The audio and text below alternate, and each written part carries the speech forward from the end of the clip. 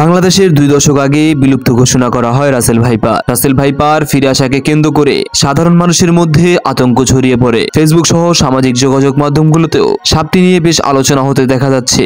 অনেকেই মনে করে যে রাসেল ভাইপার বিশ্বের দ্বিতীয় ভয়ানক বিষধর সাপ, যার কামড়ে অল্প সময়ের মধ্যেই মানুষের মৃত্যু হয়। কিন্তু এটি আসলে কি বিশ্বের দ্বিতীয় বিষধর ভয়ানক সাপ? সাপ বিষয়ক গবেষকরা বলেছে, বিশ্বে এখন পর্যন্ত 3500-এর কিছু বেশি প্রজাতির সাপের সন্ধান পাওয়া গেছে। এর মধ্যে 700-র কাছাকাছি প্রজাতির সাপের বিষ থাকলেও সবগুলোর কামড়ে মানুষ মারা যায় না। এক ছোবলে মানুষের মৃত্যু হতে পারে। পৃথিবীতে এমন বিষধর সাপের সংখ্যা মাত্রই 250-র কাছাকাছি। বর্তমান পৃথিবীতে যে 250 প্রজাতির বিষধর সাপের সন্ধান পাওয়া গেছে, সেগুলোর মধ্যে শীর্ষ বিষধর সাপের একটা তালিকা প্রকাশ করেছেন বিজ্ঞানরা। নিউ ইয়র্ক ভিত্তিক প্রতিষ্ঠানটির তালিকায় রাসেল ভাইপারের নাম রয়েছে 6 নম্বরে। আর তালিকার শীর্ষে দেখা যাচ্ছে তাইপ্রান প্রজাতির 2টি সাপের নাম। এসব প্রশ্নের উত্তর খোঁজার আগে চলুন জেনে নেওয়া যাক পৃথিবীতে ঠিক কত প্রজাতির সাপ আছে এবং সেগুলোর মধ্যে বিষধর সাপের সংখ্যাই বা কত।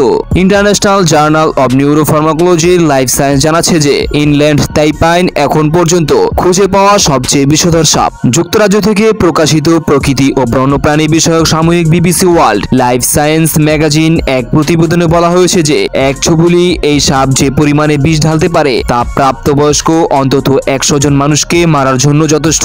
ইনল্যান্ড তাইপাইনের বসবাস অস্ট্রেলিয়ায়। দেশটির সরকারের তথ্য মতে কুইন্সল্যান্ড এবং দক্ষিণ অস্ট্রেলিয়ার প্লাবনভূমি এলাকায় এদের বসবাস। লোকালয় থেকে দূরে নির্জন এলাকায় এদের বসবাস, ফলে মানুষের সঙ্গেও খুব একটা দেখা হয় না।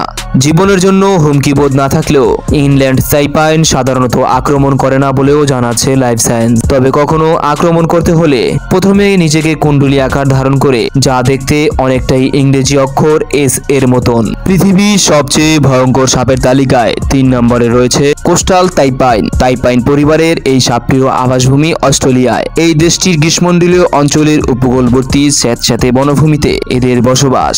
অস্ট্রেলিয়া সরকারের তথ্য মতে কোস্টাল তাইপাইন অবিশ্বাস্য রকম দ্রুত গতিতে দৌড়াতে পারে, ফলে বেশিরভাগ ক্ষেত্রে দেখা যায় কিছু বুঝে ওঠার আগেই এরা কামড় বা বিষদাঁত বসিয়ে দিয়েছে। কোস্টাল তাইপাইন আক্রমণ করার সময় এদের শরীর অনেকটাই বাতাসে ভাসিয়ে লাফ দিতে দেখা যায়। 1956 সালে বিষ প্রতিষেধক বা অ্যান্টিভেনম আবিষ্কারের আগ পর্যন্ত এই সাপের কামড় খাওয়া মানুষ খুব একটা বেঁচে ফিরত না।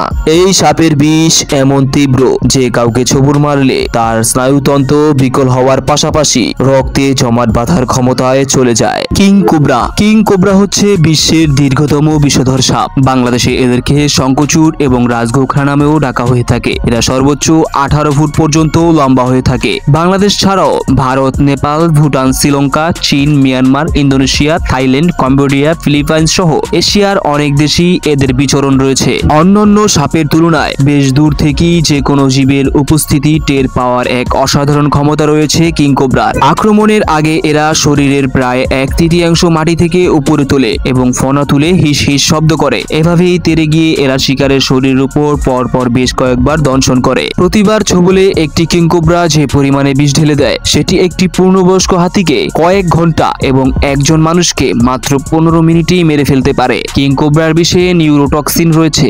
এটি শরীরকে ধীরে ধীরে অবশ করে ফেলে এবং মানুষ মারা যায়। স্প্লেট ভাইপার। ভারতে প্রতি বছর সাপের কামড়ে যত মানুষ মারা যায়, তার একটি উল্লেখযোগ্য অংশ মারা যায় স্প্লেট ভাইপারের কামড়ে। মধ্যপ্রাচ্য এবং মধ্য এশিয়ার বিভিন্ন দেশেও ভাইপার প্রজাতির এই সাপ দেখা যায়। এরা দ্রুত গতিতে চলাচল করতে পারে।